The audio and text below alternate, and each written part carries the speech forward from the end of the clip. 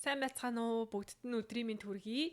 За, өнөөдөр бүгдээрээ бас нэг гой сонирхолтой сэдвтэй уулзж байна. Хүүхдүүдийн астрологийн чартыг ChatGPT-ийн тусламжтайгаар хэрхэн унших боломжтой вэ гэдэг аргыг зааж өгөх гэж байна. За, энэ аргыг зааж өгөхөөс өмнө хүүхдийнхээ астрологийн чартыг уншихтай холбоотой маш чухал хэдэн дүрм гэх юм уу, ёс зүйн баримтлах ёстой зарчмууд гэж байдаг. Тэдгээр зарчимтайгаа танилцаад тэгээд дараа нь яг яаж хүүхдийн астрологийн чартыг унших вэ гэдэг арга руугаа орноо. Яа гэвэл эдгээрийг зайлшгүй мэдээж авсан байх ёстой юм чухал зүйлсүүд байгаа.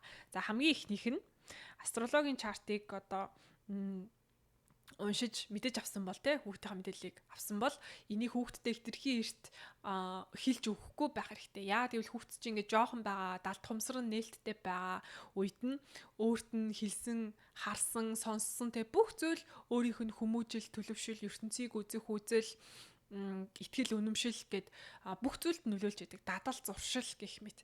Тийм болохоор одоо өөрийнх нь ордны тухай мэдээллийг ингээ уучраа мэдгүй жоохон бахт нэгтрхий эрт хэлчихээр одоо чи ингээ мэлхийн орд болохоор ингээ амархан омдчихдээ маа гэдэг ч юм уу те эсвэл одоо хоньны орд учраас ингээд дөрвөн уртай байгаад байгаа маа гэдэг ч юм уу тиймэрхүү мэдээллийг ингээ өчгөр өөрийнхөө одоо зан авир байдлыг өөрийнхөө ордтой ингээ хит холбоод өөрийнхөө ингээ зан авирын хариуцлагыг хүлээхгүй болох ч юм уу тиймэрхүү эрсдэлтэй эсвэл гутран үзэлтэй болох эсвэл одоо хит эготой болох гэдэг ч юм уу тиймэрхүү нөлөөлөл байгаа учраас өөрийнх нь астрологийн чартыг хэрвээ мэдэж авсан бол зөвхөн өөртөө ашигла. Хүүхдтэй ерөөсөө энэ талаа мэдээллийг одоо том болоогүй байхад нь хитрхи эрттэй өөрөө сонирхож эхлээгүй 13 4 5 нас хүрээгүй үед нь хэлэх хэрэггүй.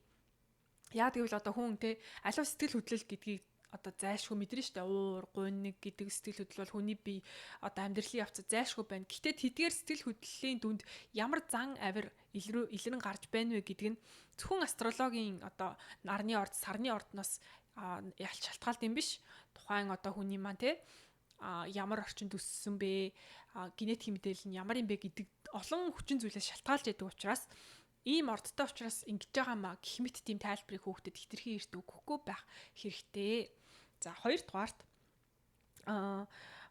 бид нар ингээд астрологийн талаар бүх зүйлийг мэдгүй гэдгээ маш сайн ойлгох хэрэгтэй. Эн чинь ингээд маш өргөн цар хүрээтэй ойлголт. Бидний бүр ингээд асуучч мэдгүй асуулттэй харж мэдгүй одоо тийм юунууд гэж байхгүй. Одоо жишээ нь Chiron, North Node, Midheaven 3 нь нэг ордон дээр тавцгаараа ямар учиртай байдığım бэ гэдэг ч юм уу. Тэрийг одоо шууд ингээд астрологийн талаар анхаашны мэдлэгтэй хүн бол хүүхдийн чартыг хараад асууж мэдгүй шүү дээ.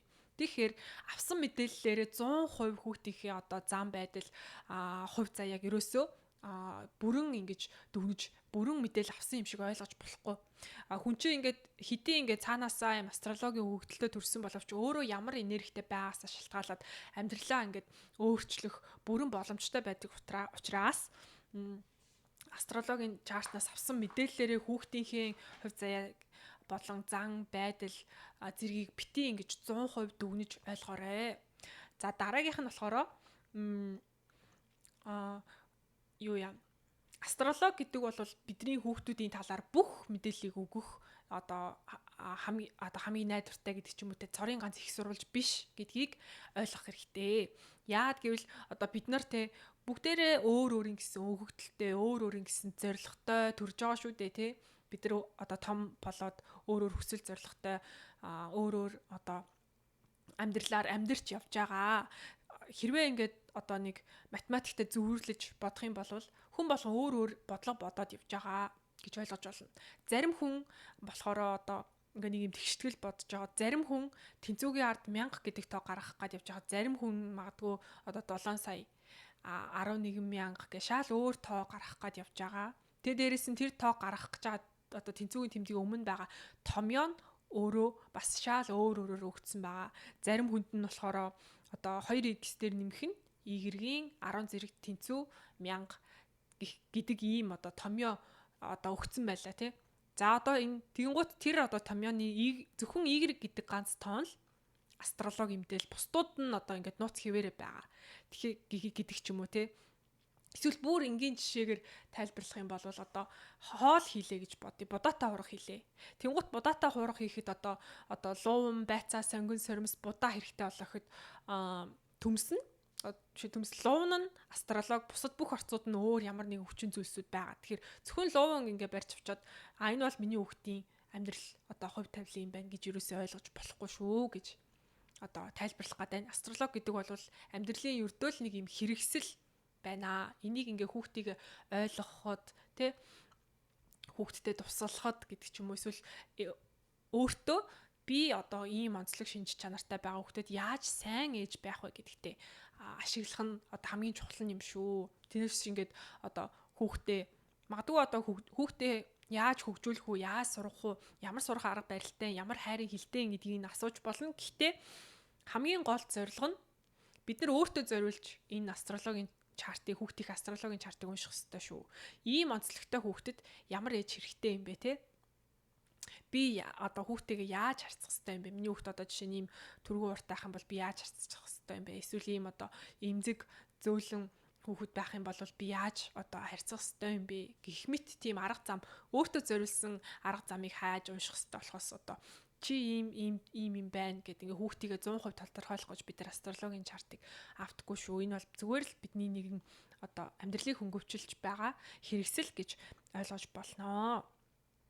За тэгээд дээрэс нь одоо хүүхдийнхаа хувийн орон зайг хүндэтгээд хүүхдийнхээ энэ хувийн мэдээллийг те энэ астрологийн чарт гэдэг чинь ердөөс хувийн мэдээлэл баггүй юу? Төрсөн он цаг сар газар гэдэг дээр ингээ шалтгаалаад хүн болгоных өөр байдаг учраас энэ бол маш хувийн мэдээлэл тийм болохоор одоо хаа хамаагүй хүмүүстэй энэ авсан мэдээлэлээ хуваалцахгүй байх хэрэгтэй. Хамгийн дотны итгэдэг хүүхдтэй чинь байнга харилцаж байдаг одоо аав, ах, ихч гэдэг ч юм уу ийм хариуцлагатай насан турсан хүмүүстэй хуваалцаж энэ талаар мэдээллийг одоо ярилцаарай гэж хүсэх байна. За ингээд юу яа. Ингээд хамгийн гол чухал ойлгох ёстой дүрмүүдээ хэлчлээ. За одоо яг яаж хүүхдийн астрологийн чартыг унших уу гэдэг юугаа арга танилцуулъя. За би энэ description хэсэгт бичсэн байгаа astro дундуур зураас charts.com гэдэг ийм вебсайт байгаа. Энэ болохоор ингээд ямар ч астрологийн мэдээлэлгүй хүн байсан ч ойлгохоор маш тийм одоо ойлгомжтой юм чартыг гаргаж өгдөг тийм вебсайт гэхгүй юу? Зөндөө олон ийм вебсайтууд байгаа. Гэхдээ энэ надад хамгийн ойлгомжтой санагддаг нь. За, тэгээ тийшээгээ ороод юу яана? Хүүхдийнхаа одоо нэр birth chart гэдэг хэсэг рүү ороод тэгээ хүүхдийнхаа нэр болон төрсөн он, сар, өдөр, цаг, төрсөн газар гэх мэт мэдээллүүдийг нь оруулна. Тэгээ энэ вебсайт маань өөрөө бас ингэ мэдээлэл цуглуулад дата баазтай байгаа. Тийм болохоор хүүхдийнхаа заавал жинхэнэ нэрийг нь бүтнээр нь бичээд байгаа албагүй. Зүгээр нэг одоо А гэдэг ч юм уу, Э гэдэг ч юм уу, эсвэл С гэдэг ч юм уу ямар нэгэн үсэг бичиж болно. За тэгээд нэрэн дээр нь тэгээд бичээд орууллаа. За тэгэнгუთ бидний хүүхдүүдийн одоо ийм юу гарч ирнэ ийм тойрог хэлбэрийн birth chart нь гарч ирнэ. Тэгээд тэрний доор нь гаригууд нь одоо ямар ордон дээр байрлалдیں۔ House-ууд нь ямар ордон дээр байрлалдیں۔ Chiron, North Node, MC буюу одоо mid heaven гих мэт мэдээллүүд нь гарч ирнэ. Тэдрийг бүгдийг нь тэр одоо вебсайтыг доошоогоо бүр ингээд дуусаад одоо дахиад цаашаа мэдээлэл гарахгүй болтол нь ингээд хараад бүгдийг нь скриншот хийдэг ч юм уу ингээд бичиж тэмдэглэж аваад тэгээд бичиж тэмдэглэж авсан мэдээллээ ChatGPT рүүгээ оруулна. Зарим хүмүүс болохоор шууд ингээд ChatGPT дээр миний төрсөн он сар ийм, миний цаг ийм, би ийм газар төрсөн одоо миний birth chart-ыг гаргаж өгнө үү гэд яачдаг байхгүй юу? Ингээд явуулцдаг шууд. Тэнгуут ChatGPT ч өөрөө тийм астрологийн зориултын тийм аппликейшн биш учраас жоохон юм алдаатай буруу планууд, буруу гаригуудын мэдээллүүдийг ингээд өгөөд идэг. Тийм болохоор яг юм зориултын астрологийн чартыг уншдаг, гаргаж өгдөг тийм Astro дундуур зуус charts гэх мэт ийм олон сайтууд байгаа. Яг тэн дээр ингэж одоо уншиж агаад гаргаж ирж агаад гарч ирсэн мэдээллийн ChatGPT рүү оруулах юм бол харин одоо интернетээс ингээд боловсруулалт хийгээд илүү одоо үнэн зөв мэдээллийг гаргаж өгнө. За тийм болохоор одоо бүгдийг ингэж бичиж тэмдэглэж скриншот хийж хадгалж авч агаад тэгээд одоо ChatGPT рүүгээ ороод за энэ бол миний хүүгийн одоо birth chart байна. Тэгээ хүүхдийнхаа нэрийг заавал бичих албагүй. Энэ ChatGPT чинь ч гэсэндээ мэдээлэл ингээд хадгалдаг маш том юм дата баазтай байгаа. Тэгэхээр тэрэн дээрээ зүгээр л энэ миний хүүгийн birth chart гэж болоо тий заавал нэрийг нь хэлэх албагүй. Тэгээд одоо дээр нь ийм этэн сарын тэдний өдөр тэтэн цаг тийм газар төрсөн.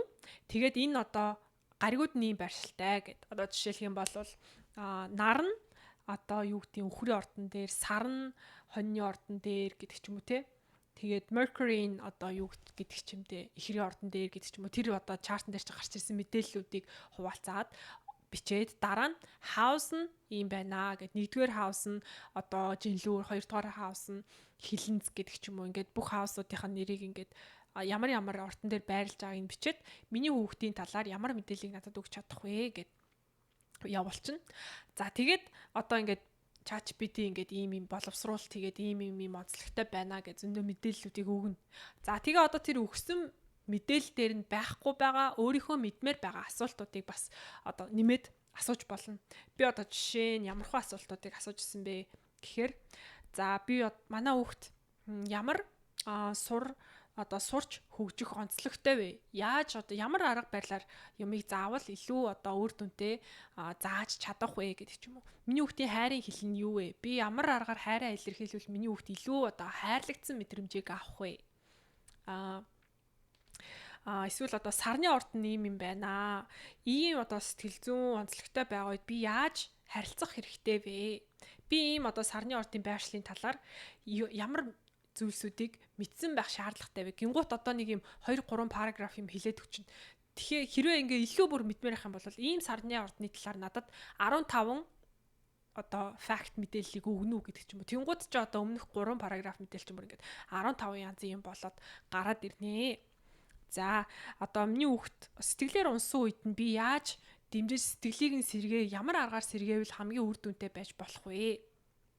Миний хүүхдийн амьдралын зорилго нь юу вэ гэх мэт тэ ингээ хүүхдийн талаар мэдмээр байгаа асуултуудыг асууж болно. Тэгэд эдгээрээс гадна яг нөгөө нэг одоо birth chart мэдээлэл дээр чинь маш олон мэдээлэл гарч ирэн заяа.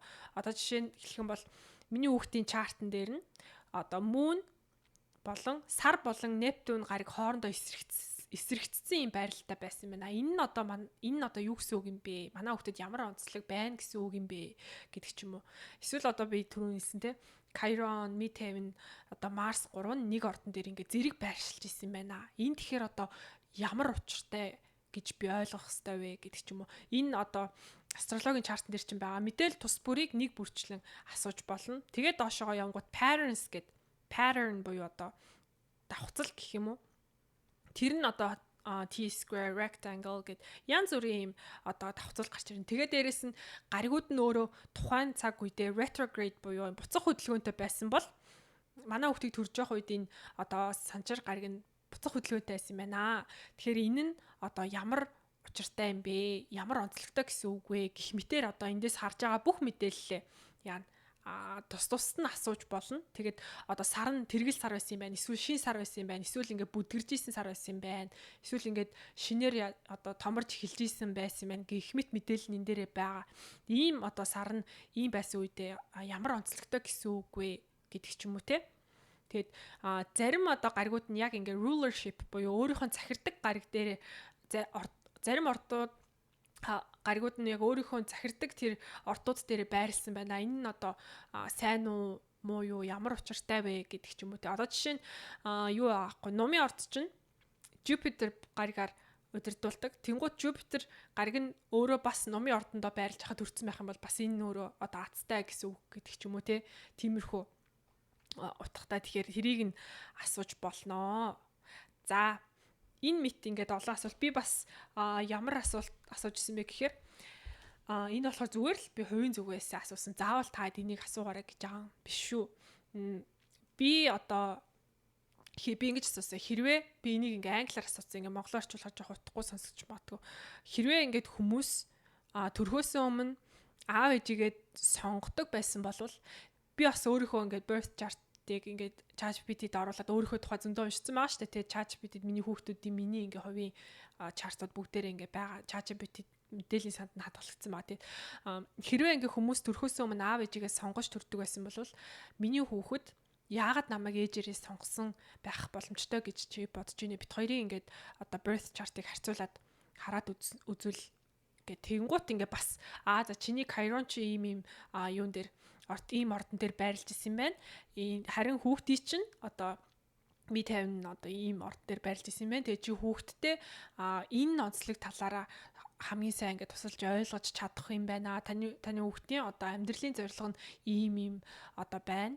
Тэнгуут чиний болохоор одоо өнгөрсөн тулсан энэ одоо энэ санчаар гарагийн байрал чинь ч гэдэг юм уу, энэ онцлог чинь одоо хүүхдийн чинь хөгжил төлөвшил энэ нэг амьдралын зорилгот нь ингэж туслах юм байна гэх мэт тиймэрхүү мэдээллийг одоо гаргаж ирнэ. Тэгээ би бас ингээл одоо миний хүүхдийн юм байна. Би хүүхдтэй тусалж дэмжиж өсөж хөгжүүлж хайрлахын тулд ямар ээж байх хэрэгтэй вэ? Миний ийм birth chart-тай хүүхдэд ямар ээж одоо байх нь хамгийн их хэрэгтэй вэ гэдэг ч юм уу. Би яг өөрөө хүүхдтэйгээ харилцаанд анхаарахын тулд тэр бүх мэдээллүүдийг уншиж исэн. За юм байна. Тэгээд бас ингээд ийм нар сарны ордтой хүүхдүүдийн одоо хамгийн одоо давуу тал, хамгийн суул тал те dark side юу юм бэ гэх мэтчлэн тэгээ энэ би энэ бүхэн дээр одоо юуг анхаарах уу гэдээ ингээд маш гоё яриа үүсгээд ингээд хүүхдийнхээ талаар астрологийн чартын талаар мэдэх боломжтой. За тэгээд ерөөсөө хамгийн чухал нь те энэ бол бидний хүүхдүүдийн талаар цорын ганц одоо хамгийн үнэн тийм мэдээлэл гэж ерөөсөө бити хүлээж аваарай. Энэ бол томьёон доторх ганцхан одоо нэг хүчин зүйл нэг утгал байгаа юм шүү. Нэг хэрэгсэл юм шүү гэж хараарай. За ингээд энэ хүртэл үзсэнд баярлалаа. Дараагийн дугаараар би хүмүүсээс надаас Тайваны цэцэрлэгийн талаар зөндөө асуудаг хгүй. Тайванд амьдрах ямар хуу вэ? Цэцэрлэг сургууль ямар байдаг вэ гэд. Манай хоёр бол цэцэрлэгт явж байсан. Одоо манайх бас 1-р ангид явж байгаа. Тийм болохоор Тайван цэцэрлэг ямар байдаг вэ гэдэг талаар Монгол цэцэрлэгээс юугаараа ялгаатай байдгийг гэдэг талаар би дараагийн бичлэгээр хуваалцъя гэж бодож байна. Ингээд дараагийн дугаараар уулзтлаа. Баяртай.